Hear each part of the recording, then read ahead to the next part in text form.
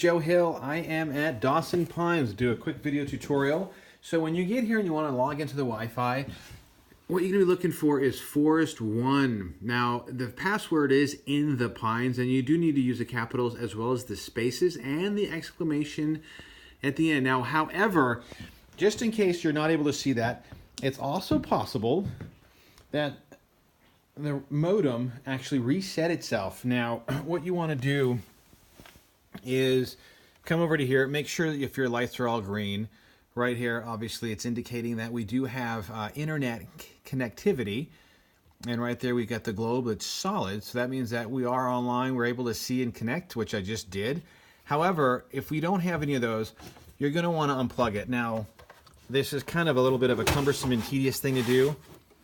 On the back side here is the detailed information as far as the password and login. And so right across the very top, you see where it says Motorola, and that information, the D27 is what it is. And then you have the password that's going to be below it, and it's this big long serial number. I'm going to have this out, but just in case you need it, it's right here.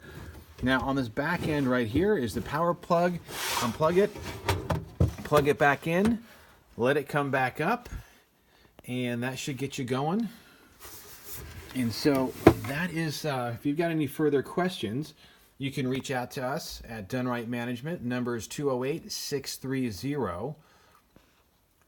No, excuse me, 208-634-0030 if you have any further questions related to the Wi-Fi and connectivity at Dawson Pines. Cheers.